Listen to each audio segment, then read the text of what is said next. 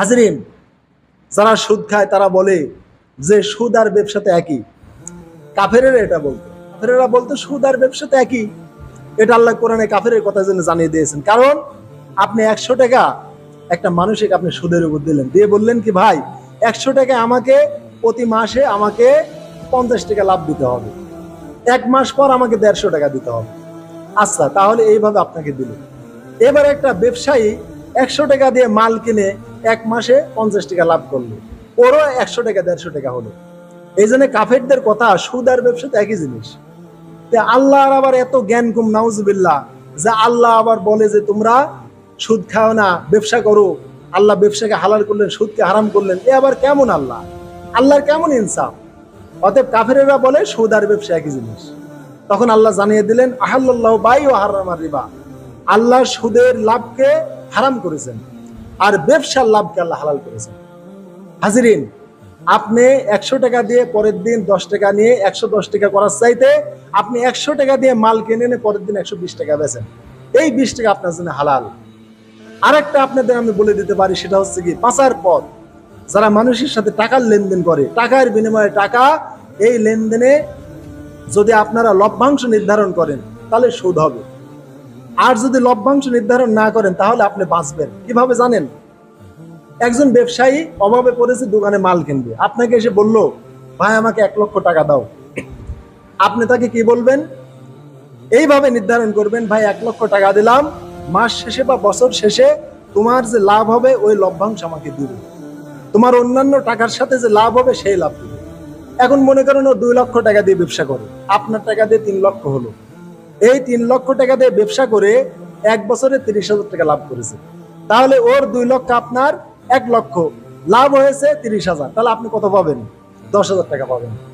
এইভাবেই দোকানদারের উপর ছেড়ে দিবেন যে ভাই তোমাকে আমি ব্যবসার নিয়াতে টাকাটা দিলাম, তোমার যে লাভ হবে তুমি লভ্যাংশটা আমাকে ভাগ করে দিবে। এইভাবে যদি দেন তাহলে আপনার এই লভ্যাংশটা হালাল।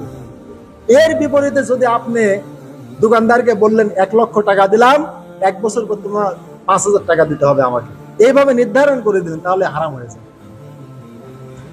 2 নম্বর কথা হলো, আপনি মানুষকে যদি আপনি টাকা লেনদেন করেন তাহলে কিভাবে করবেন জানেন? আপনার এলাকায় পেঁয়াজ রসুন আছে, আপনি সে ধরেন 2000 টাকা একটা জমির মালিককে দিলেন, ওই লোকটা আপনার কাছে সুদের উপর টাকা নিতে আইছে।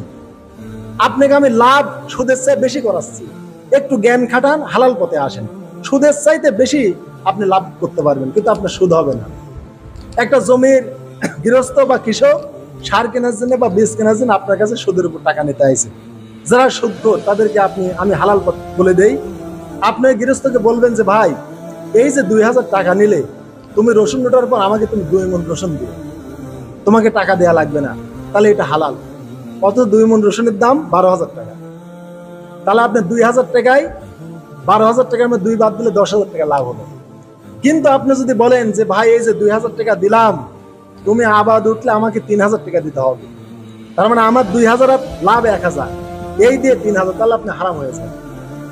এই জন্য সুদ হচ্ছে মাসালান বি মাসালিন, এককের বিনিময়ে একক, অর্থাৎ টাকার বিনিময়ে টাকা, তারপরে লবণের বিনিময়ে লবণ, তেলের বিনিময়ে তেল, বা ধানের বিনিময়ে ধান, এইগুলি কম বেশি করলে সুদ হয়ে যায়। কিন্তু যদি অন্য জিনিস দিয়ে মানে কনভার্ট করেন তাহলে সুদ হয় না। যেমন সহিহ মুসলিম থেকে একটা হাদিস দেই, হযরতে বেলালের বাড়িতে আল্লাহ রাসূল বেড়াতে গেলেন। তো বেলাল রাদিয়াল্লাহু তাআলা আনহু আল্লাহ রাসূলকে খুবই টাটকা একবারে বাজারে হাই কোয়ালিটি খেজুর আল্লাহ রাসূলকে খেতে দিলেন। এবার আল্লাহ রাসূল বললেন, বেলাল তুমি তো গরিব মানুষ, আর তুমি কৃষকও না, তোমার তো খেজুরের বাগানও নাই, এত উন্নত মানের এত সুন্দর টাটকা খেজুর কোথায় পেলে? আল্লাহ রাসূলের সন্দেহ। তখন বেলাল বলছে, ইয়া রাসূলুল্লাহ, এই আমার কাছে মনে করেন যে 3-4 কেজি খেজুর ছিল।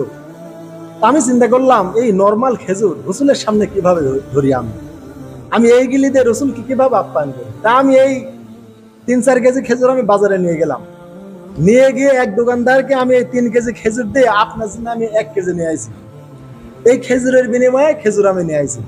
আল্লাহ রাসূল বলেন, বেলাল তুমি সুদ খেয়েছো, নাউজুবিল্লাহ। তুমি এই 3 কেজি খেজুর দোকানদারের কাছে বেচতে হতো যে ভাই আমার এই খেজুরগুলো আপনি কিনে নেন, এইবারে টাকা দিয়ে যদি তুমি এই টাটকা খেজুর আমার জন্য নিয়ে আসতে তাহলে সুদ হতো না। তুমি মাসালান বি মাসালিন, মনে রাখবেন একই জিনিসের বিনিময়ে একই জিনিস কম বেশি করলে সুদ হয়। খালি বেশিতে সুদ তা না, কমেও সুদ হয়। বেলাল দিল 3 কেজি, নিল 1 কেজি, এইরকম কাজ করবেন না। আপনি সমাজে একজনে আপনি আমন ধান দিচ্ছেন, মনে করেন যে 1 মন, কিন্তু আপনি ইরি ধান নিচ্ছেন 1 মন 10 সের, এরকম না। যা নেবেন তাই দিবেন, কম বেশি করলে কিন্তু সুদ হবে। রসুন 5 কেজি দিলে 5 কেজি নেবেন, 6 কেজি নেবেন না। কিন্তু আপনি রসুন 5 কেজি দিয়ে আপনি 1000 টাকাও নিতে পারেন, তাহলে আপনারা সুদ হবে না। তাহলে খেয়াল রাখবেন, টাকার বিনিময়ে টাকা, রসুনের বিনিময়ে রসুন, পেঁয়াজের বিনিময়ে পেঁয়াজ, ধানের বিনিময়ে ধান, তেলের বিনিময়ে তেল, লবণের বিনিময়ে লবণ, সোনার বিনিময়ে সোনা, রূপার বিনিময়ে রূপা, একই জিনিসের লেনদেনে কম বেশি সুদ। কিন্তু যদি আপনি কনভার্ট করেন তাহলে আর সুদ হবে না। আপনি টাকার বিনিময়ে ফসল নেন, আপনি 2000 টাকা একজনকে ঋণ দিয়ে আপনি বলেন ভাই তুমি ফসল আমাকে 2 মণ তুমি পেঁয়াজ দিও, কে আমাকে 1 মণ রসুন দিও, আপনার সুদ হবে না।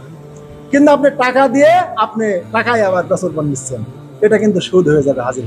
তাহলে এইভাবে যদি ফসলের উপরে আপনার টাকাটা লেনদেন করতে পারেন তাহলে আপনি সুদ থেকে বাঁচতে পারবেন। এই জন্য হাজিরিন, সুদ মোটেও খাবেন না, সুদের কোনো হালাল খাত নাই। সুদ খাওয়ার চেয়ে আপনার দেওয়ালে পিঠ থেকে গেলে একটু মরা গরুর গোস্ত খাবেন, ব্রয়লার যে জবাই করে হাটে বাজারে ওই রক্ত নারী ভুঁড়ি এগুলো আপনি খাবেন, বা আপনি হিন্দুর বলি দেওয়া পাঠার একটু গোস্ত খাবেন, না রক্ত পোষ খাবেন, এগুলো খাওয়া অনেক ভালো এবং ফালা ইসমালা, আল্লাহ বলেছেন কোনো গুনাহ হবে না। শুধু তাই না, আপনার পেটও খারাপ হবে না। কিভাবে জানেন? মানুষ যখন প্রচন্ড ক্ষুধা পায় ও টাইমে রক্ত পান করলে রক্ত হজম হয়ে যায়, পাথর খেলেও পাথর হজম হয়ে যাবে। তাহলে রক্ত মহাজীবাণু, রক্তের মধ্যে সবচাইতে জীবাণু বেশি। রক্ত এবং দুধ সবচাইতে দ্রুত পচে যায়, পচনশীল এবং দ্রুত ব্যাকটেরিয়া আক্রমণ করে। আর রক্ত বের হলেই সাথে সাথে জমাট হয়ে যায়, ব্যাকটেরিয়া আক্রমণ করে। তাহলে রক্ত এত জীবাণু এর ভিতরে, এই জীবাণু পান করলে আপনার গুনাহ হবে না, আপনার পেটও খারাপ হবে না। কেননা ওই পেটের যখন প্রচন্ড ক্ষুধা লাগবে ওই টাইমে পেট এমন হাহাকার করে, ও জীবাণু পর্যন্ত হজম করে ফেলবে ওই পেট, এমন আপনার স্টমাক আল্লাহ শক্ত করে দিবেন। ওই টাইমে শরীরের গোস্ত আপনার হজম হয়ে যাবে, আপনার পুঁজ রক্ত যা পান করবেন পেট তাই হজম করে ফেলবে এবং গুনাহ হবে না। কিন্তু আপনি অন্য এক টাইমে যদি আপনি সামান্য 1 চুমুক রক্ত পান করলে আপনার সাথে সাথে ডায়রিয়া হয়ে যাবে।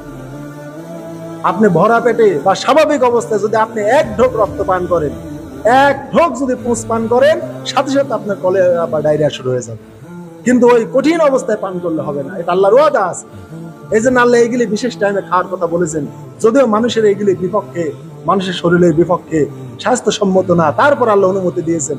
ওই টাইমে ওইটাই আপনার স্বাস্থ্য হয়ে যাবে, আপনার স্বাস্থ্যসম্মত হয়ে যাবে, কিন্তু অন্য টাইমে স্বাস্থ্যসম্মত না। তাহলে হাজিরিন, সুদ খাবেন? যারা সুদের সাথে জড়িত ভাই এই পথ পরিহার করেন। সুদের সর্বনিম্ন গুনাহ মায়ের সাথে জিনা ব্যভিচার, সবচেয়ে বড় গুনাহ আল্লাহ রাসূলের সাথে যুদ্ধ। অতএব সুদ যদি না ছাড়তে পারেন, কিসের রোজা রাখলেন? হালাল খাদ্য পানি ত্যাগ করলেন আর হারাম পরিহার করতে পারলেন না, আপনার এই খাদ্য পানি ত্যাগের কোনো লাভ হয়নি, আপনার বিন্দু মাত্রই তাকওয়া হাসিল হয় নাই। এজন্য আল্লাহ বলেছেন, ওলা তাকুনু কাল্লাতি নাকাদাত গাজলা মিন বাদি কুওয়াতিন আনকাসা, তোমরা ওই পাগলিনী উদাসীনী মহিলার মতো হয়ো না, যে মহিলা সুতা পাকাইয়া কষ্ট করে আবার সুতাগুলো ছেড়ে দিয়েছিল। তার মানে 1 মাস তোমরা সিয়াম পালন করলে তোমাদের ঈমান মজবুত হলো, তাকওয়া মজবুত হলো। তোমরা আমার নির্দেশ পালন করলে, সিয়াম করলে, কিয়াম করলে, কোরআন পড়লে, রমাদানের পর এগুলো ছেড়ে দিও না। তোমরা মাসে 3টা করে সিয়াম পালন করো, আয়ামে বিজের রোজা করো, তোমরা সালাতুত তাহাজ্জুদ করো, বা ঈশার নামাজের পর বেতেরের পর 2 রাকাত হলেও তোমরা নফল সালাত আদায় করো, কিয়ামুল লাইল আদায় করো, তোমরা কোরআন অনুযায়ী আমল করো, এগুলো ছাড়ো না। তোমরা রমাদানের আমলগুলো তোমরা ধরে রাখো। হাজিরিন, জোরে ধরে রাখতে পারেন তাহলে বুঝবে আপনি তাকওয়া হাসিল করতে পেরেছেন। আর যদি এগুলো ছেড়ে দেন তাহলে পাগলিনী উদাসীনী নারীর মতো, যে নারী রশি পাকা কষ্ট করে আবার উবরায় দিছে। তাহলে আপনারা কি রশি পাকা ওই রশি কি রাখবেন নাকি খুলে ফেলবেন?